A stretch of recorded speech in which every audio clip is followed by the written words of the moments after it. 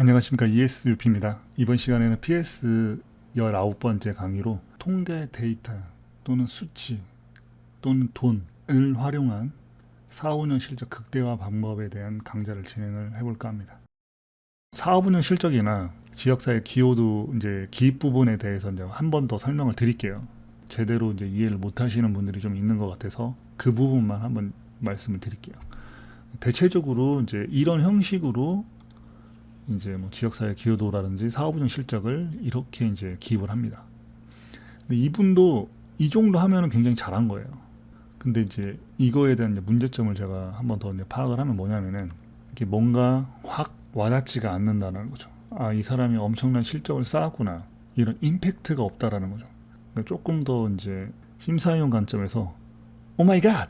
약간 이런 깜짝 놀람, 이런 어떤 감탄사가 나올 정도의 어떤 실적이 있어야 되는데 눈에 띄지 않는다라는 거죠. 왜? 대부분 이 정도는 다 이렇게 기입을 해서 사업운영 실적이라든지 지역사회 기여도를 기입을 합니다. 그럼 일반적인 거예요. 그런데 이제 여기서 좀 잘 되어 있는 건 뭐냐면은 내림차순으로 정리를 했다라는 거예요. 근데 많은 분들이 과거부터 현재까지를 오름차순으로 정리를 합니다. 그런데 그건 잘못된 거예요. 최신 거를 상위에 놓고 과거 거를 하단으로 정리를 해야 됩니다. 여기는 이제 그런 부분들이 좀 정리가 잘 된 거예요. 내림차순을 정리를 한 거. 근데 여기서의 문제는 뭐냐면 결과가 없어요. 누가 이걸 딱 봤을 때 체감할 수 있는 어떤 결과치가 있어야 되는데 결과치가 없다라는 겁니다. 그리고 의미들이 이거를 직접 수행하지 않은 사람들은 알 수 없는 내용들이에요. 뭐 푸른 바다 저 멀리 학부모와 함께 청소를 했다. 너무 일반적이죠. 이렇게 표현을 하면은. 그러니까 표현의 방법에서도 잘못된 거예요. 그러니까 푸른 바다 저 멀리라는 사업명이 있는데 학부모와 함께 청소를 하는 거다. 그래서 언제까지 했다. 그래서 어떤 결과치가 있어야 되는 결과치가 없다라는 거죠. 다 마찬가지예요. 그리고 이제 한 가지 더 문제점을 지적을 하자면은 대부분 이 사업명만 쓰고 세부 내용을 안 쓰는 경우가 있습니다.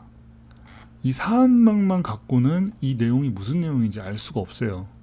그렇기 때문에 이것이 무슨 내용인지에 대해서 세부적으로 내용을 기입을 해주셔야 돼요. 그리고 자기가 거기서 어떤 역할을 했고 어떤 것들을 어떻게 개선했는지, 그러니까 예를 들어서 비포 애프터에 대한 내용들을 어느 정도 기입을 해주셔야 되는데 전혀 없기 때문에 엄청난 일을 했다라는 것 자체가 표현이 안 되는 거죠. 그러니까 표현의 방법이 좀 잘못된 거예요. 그래서 여기서 이제 문제는 뭐냐면 결과가 없다라는 거예요.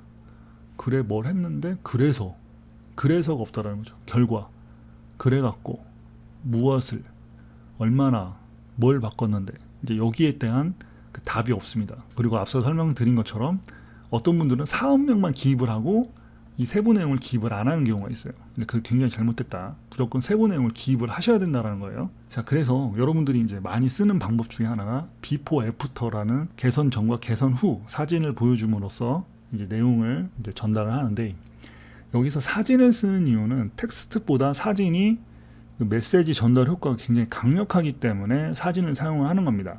근데 문제는 뭐냐면 애매한 사진들, 이게 과연 뭐가 얼마나 크게 바뀌었는지를 알 수 없는 사진을 사용을 하면은 오히려 이게 역효과가 발생이 되거든요. 이제 그런 것들에 대해서 이제 문제점을 제가 보여드릴 텐데, 이런 경우에요. 이거는 이제 어떤 지자체에서 실시한 개선 사업인데 보도 자료에서 나온 겁니다. 자, 요거를 요렇게 바꿨다라는 거예요. 벽면에 이게 뭐를 이렇게 한 것 같아.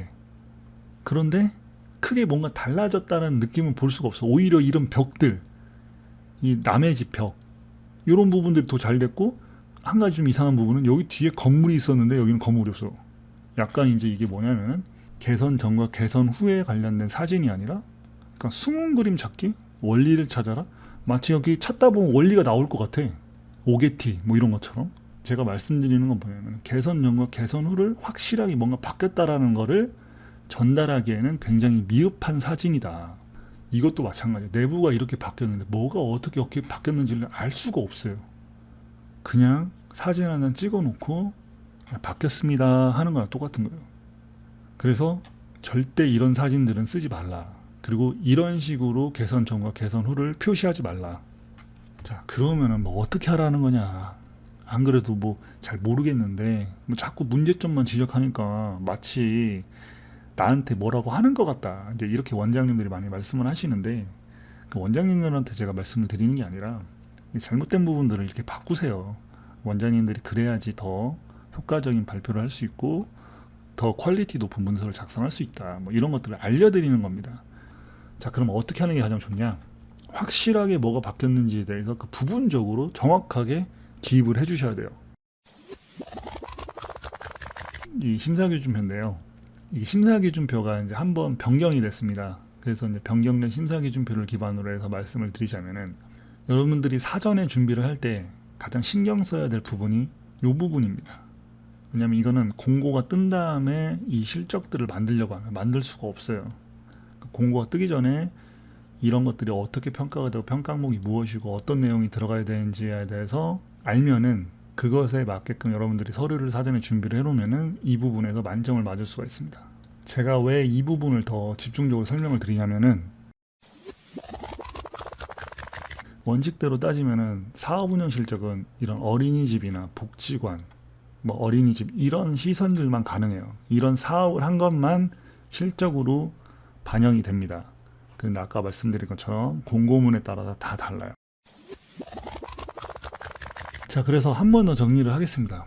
이번 강의의 핵심은 뭡니까? 확실하게 무엇이 어떻게 바뀌었는지에 대해서 사진 자료로 증명을 하고 그걸 수치화 또는 돈으로 계산을 하면은 받아들이는 입장 또는 심사원 입장에서는 그것이 몸으로 체감이 됩니다. 그리고 눈으로 확인할 수 있기 때문에 엄청난 실적을 쌓았구나. 감탄사로 따지면은 오 마이 갓! 약간 이런 느낌을 여러분들이 평가로 받을 수 있다라는 거예요. 그래서 수치, 통계, 돈 요 세 가지를 만들어낼 수 있어야 된다. 자, 이번 시간 여기까지 하겠습니다. 그리고 저희가 운영하는 카페는 원탑, 여러분들 다들 아시죠? 이 주소로 오시면 되고요. 이번 강의는 여기까지 하도록 하겠습니다.